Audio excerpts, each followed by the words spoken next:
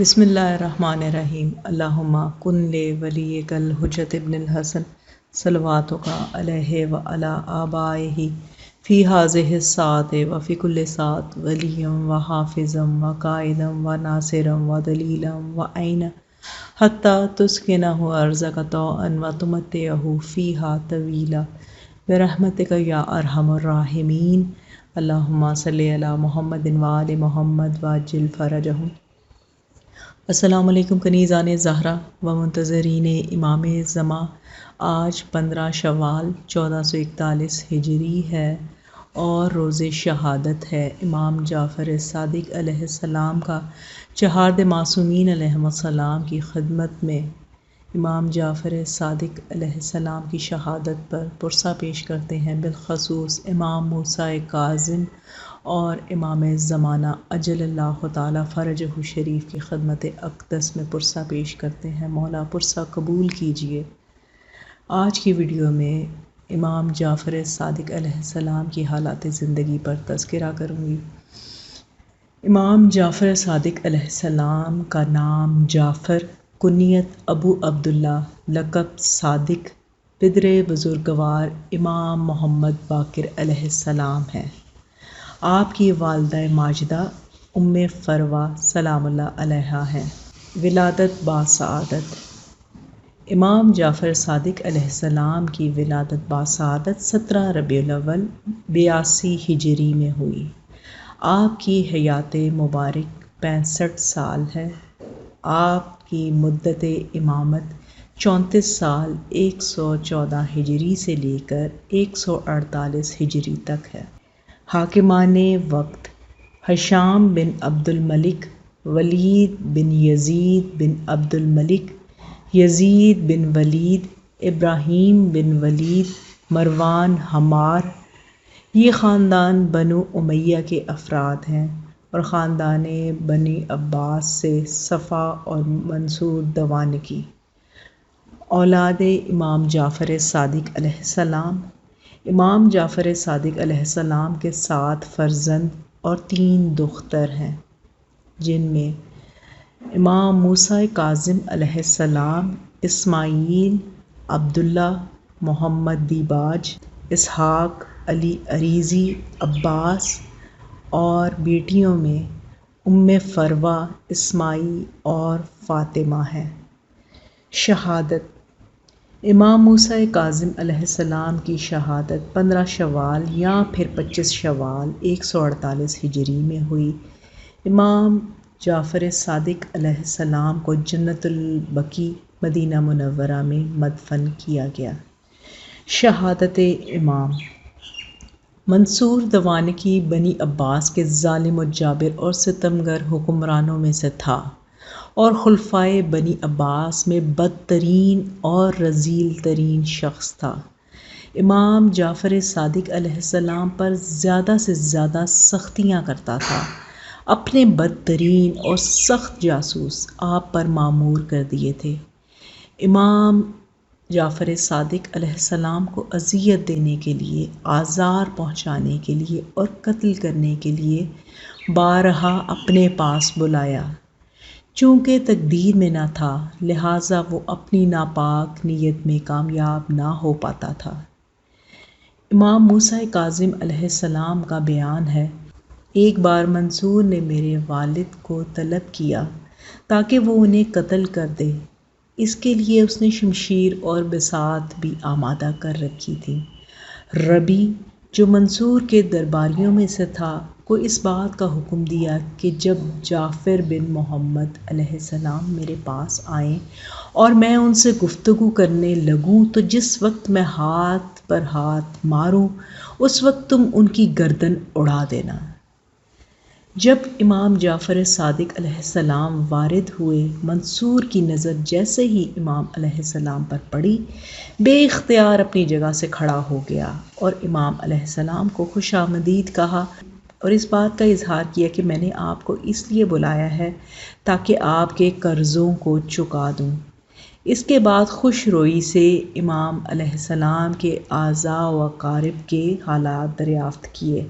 ربی کی طرف رخ کر کے کہنے لگا 3 روز بعد امام جعفر صادق علیہ السلام کو ان کے اعضاء و اقارب کے پاس پہنچا دینا۔ آخر منصور امام کو برداشت نہ کر سکا، جن کی امامت کا آوازہ اور رہبری شہرائے ملت اسلامیہ کے گوشہ گوشہ میں تھی۔ شوال 148 ہجری میں امام جعفر صادق علیہ السلام کو زہر دے دیا گیا۔ امام جعفر صادق علیہ السلام نے 15 یا 25 شوال کو 65 برس کی عمر میں شہادت پائی۔ آپ کے جسم اطہر کو قبرستان بقیع میں امام محمد باقر علیہ السلام کے پہلو میں دفن کیا گیا۔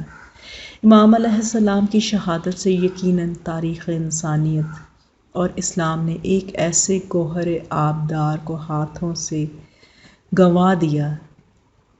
اگر امامت کے سلسلے میں 6 امام اور نہ ہوتے تو یہ بات یقین سے کہی جا سکتی ہے کہ دنیا قیامت تک ایسا انسان پیدا کرنے سے عاجز ہے۔ خدا، فرشتے، صالح بندوں اور مومنین کا سلام ہو آپ کی روح پاک پر۔ آخری وصیت۔ ابو بصیر، جن کا شمار امام جعفر صادق علیہ السلام کے عظیم صحابیوں میں ہوتا ہے، کا بیان ہے کہ امام جعفر صادق علیہ السلام کی شہادت کے بعد آپ کی زوجہ محترمہ ام حمیدہ کو تعزیت پیش کرنے امام علیہ السلام کے گھر گیا۔ امام علیہ السلام کے سوگ میں ہم دونوں شدت سے روئے۔ اس وقت انہوں نے مجھ سے فرمایا، اے ابو بصیر، اگر امام کی شہادت کے وقت ہوتے تو تعجب کرتے، کیونکہ امام نے اپنی آنکھوں کو کھولا اور فرمایا، میرے اعضاء اور اقارب کو میرے پاس لایا جائے۔ جب سب جمع ہو گئے تو امام جعفر صادق علیہ السلام نے سب کو ایک نظر دیکھا اور فرمایا، ترجمہ: ہم آئمہ کی شفاعت اس شخص کے شامل حال نہیں ہوگی جو نماز کو ہلکا سمجھے گا۔ اقوال امام۔ حضرت امام جعفر صادق علیہ السلام کے چند اقوال کی طرف سننے والوں کی توجہ مبذول کرانا چاہوں گی، اس امید کے ساتھ کہ امام جعفر صادق علیہ السلام کے یہ اقوال و کلمات ہمارے ذہن نشین ہو جائیں اور ہماری رفتار و گفتار و کردار، عادات و اطوار اس سے متاثر ہوں، دلوں کو نور ملے، ایمان میں اضافہ ہو اور ہماری عملی زندگی کے لیے رہنما قرار پائیں۔ امام جعفر صادق علیہ السلام کا قول ہے، میں نے تمام مفید علم و دانش کو 4 چیزوں میں پایا۔ سب سے پہلے اپنے پروردگار کی معرفت حاصل کرو، یہ جانو کہ خدا نے تمہارے ساتھ کیا کیا ہے اور کیا کیا نعمتیں دی ہیں۔ یہ پہچانو کہ خدا کا تم سے کیا مطالبہ ہے، تمہاری ذمہ داری کیا ہے۔ یہ معلوم کرو کہ کون سی چیز تمہیں تمہارے دین سے خارج کر دے گی۔ ایک دوسرے قول میں امام جعفر صادق علیہ السلام فرماتے ہیں، 4 خصلتیں انبیاء کے اخلاق کی ہیں۔ سب سے پہلے نیکی کرنا اور سخاوت کرنا، مصیبت پر صبر کرنا اور سب سے آخر میں مومن کے حقوق کی رعایت کرنا۔ ایک اور قول میں امام جعفر صادق علیہ السلام فرماتے ہیں، 3 آدمی 3 جگہوں پر پہچانے جاتے ہیں، حلیم اور بردبار غصے کے وقت، دلیر و شجاع جنگ کے وقت، اور دوست اور بھائی ضرورت کے وقت۔ سبحان اللہ۔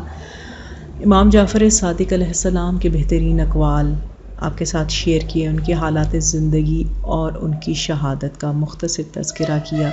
امید کرتی ہوں کہ امام جعفر صادق علیہ السلام کے زندگی، ان کے اقوال سے آپ بہتر طریقے سے روشناس ہوئے ہوں گے، اور اگر تفصیلاً آپ پڑھنا چاہیں تو بہترین کتب اس سلسلے میں موجود ہیں، آپ ان کو پبلش بھی پڑھ سکتے ہیں، اور آج کل تو جتنی سہولت ہو گئی ہے انٹرنیٹ کی وجہ سے PDF میں بھی، آن لائن بھی موجود ہیں ایسی بکس کہ جو ہمیں ائمہ طاہرین علیہم السلام کی زندگیوں سے روشناس کراتی ہیں۔ تو آپ سب سے درخواست کروں گی کہ کتاب بینی کا شوق ضرور اپنے اندر پیدا کریں اور چہارد معصومین علیہ السلام اور اہل بیت کے گھرانے سے محبت و مودت کا اظہار کریں اور ان کی حالات زندگی کے بارے میں معلومات ضرور حاصل کیا کریں۔ میں دعا گو ہوں پروردگار عالم امام جعفر صادق علیہ السلام کے علم کے صدقے میں ہم سب کی زندگیوں کو علم سے بھر دے، ہم میں سے کوئی بھی جہالت کی موت نہ مرے۔ الہی آمین۔ ربنا تقبل منا انک انت السمیع الدعاء، اللہم صلی علی محمد و آل محمد وعجل فرجہم۔